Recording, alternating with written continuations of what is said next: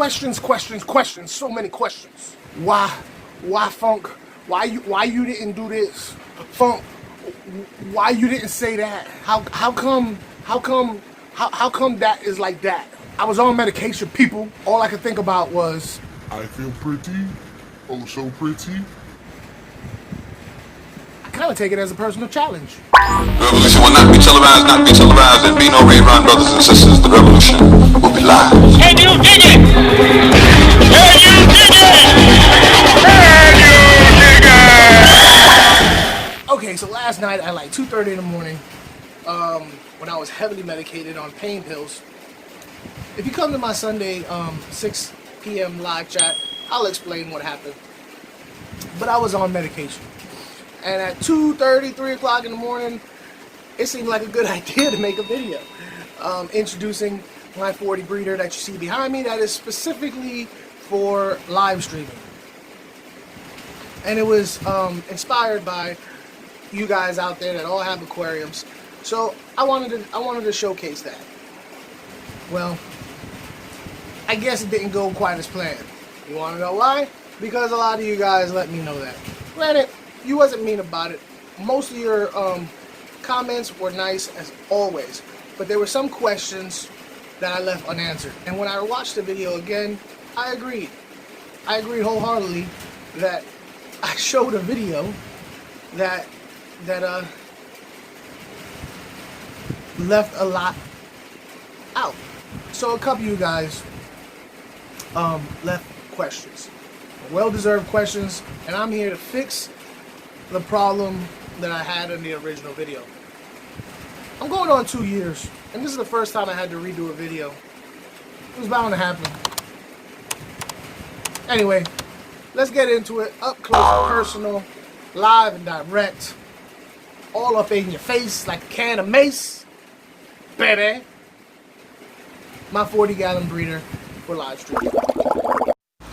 Okay, so this voiceover style of video is new to me, so just bear with me, please. Alright, my homegirl, One Fish, Two Fish ROC, was asking me about the Hardscape, and as you can see, I got plants in jars. The reason why is because I don't have a lot of substrate to plant plants, so I always put them in jars. I like doing it that way so that I can move stuff around. I don't have a lot of substrate down there. That little bit of rock you see, gravel, is more for coloration than anything else. Those big old hunks of rock, that I procured from a local strip mall, and you know how they'll have decorative rocks laying around. Well, I figured they wouldn't miss 1 or 2 or 20. There you're looking at my my gold severum. Definitely turned into the tank boss.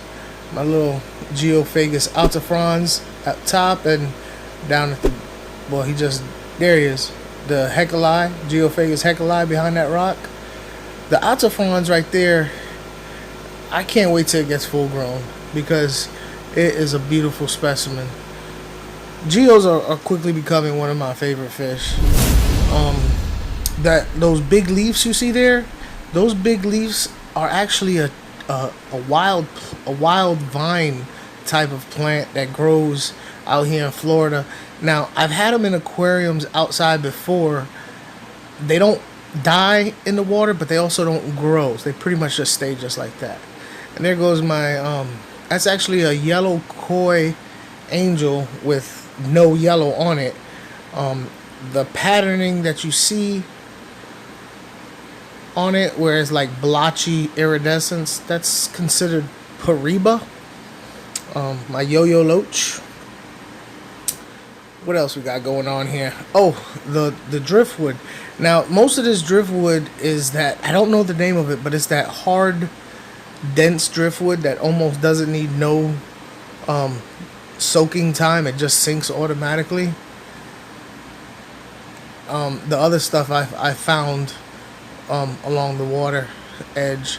Now, this is how I feed my fish. I use a little medicine dropper so I can measure how much I give per tank. For instance, it's 5 milliliters, so I can give a 1 milliliter to this breeding pair, 1 milliliter to that breeding pair. I'm feeding them thawed out brine shrimp right now, and they're loving it. And you can see the geophaguses are steadily, readily eating from the water column. Geophagus means earth eater. I need to put some, I'm not going to put sand, but I'm definitely going to put small gravel down at the bottom. The thing is I actually forgot about their requirements because they readily eat in the water column. What else I got going on in there? I got my filtration to hang on the back, you see over there. The sponge filter, I'm feeding them omega-1 color flakes because Golden Fish Tanks feeds his fish, his South Americans, omega-1, and he's got the most brightest South American fish I've ever seen on YouTube. If we, yeah, we're gonna see. Oh, there. Okay, there it is. That's a female Bristlenose albino Pleco. That one, actually, that fish probably is benefiting the most out of this tank. It's a lot of hiding spaces, a lot of driftwood, and she's loving life right now. She got no complaints at all. If we pull back a little bit, let me see how we're gonna pull back. Oh, in the jars I got a mixture of gravel and that planted substrate with a little bit of Osmocote sprinkled in there. A little water wisteria. I don't know what that plant is. The middle left side. It's got green on top and purple on the bottom. On the edges of the aquarium, you can't see them right now, but I have some dwarf lilies in those little jars on the left and right side, and a big bush of guppy grass. Let me see, what else can I speak?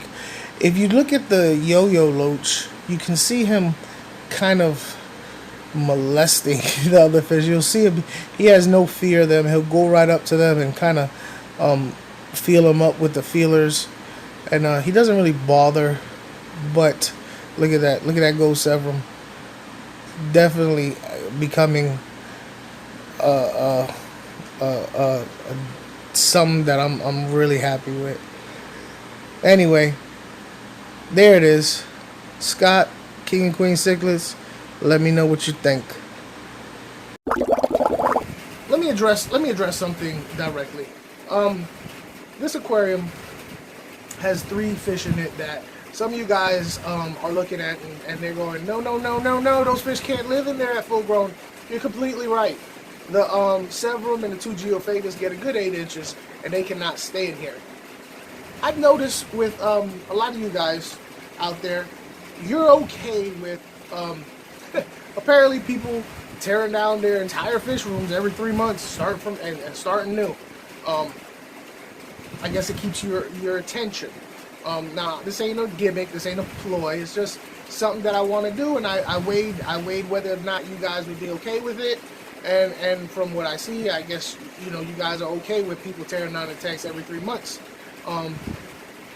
There are some guys out there that get a fish knowing full well they can't keep it full till it's full grown and go ahead and get rid of it every 2 months. So, and that's not the case with me. I do have plans for these guys to house them myself in a proper size aquarium. So I'm not being irresponsible. I'm not getting fish I know I can't house in the long run. But this aquarium quite possibly could go through changes every 3 months. I believe you guys would find that interesting. Watching a tank grow and change and over time. Look, I'm just making observations. So for right now, this is what I got going on in here. And I just want you to know I'm not being irresponsible. I know these fish's size requirements, and I got plans for that. So anyway, thank you for coming. I hope this one was a little bit more informative than the last. If you didn't see my first video, please compare the two and let me know what you think. I think this one was better, just because it gives you more to look at. Anyway, take it easy. Take care of yourself. Take care of your family. Take care of your fish.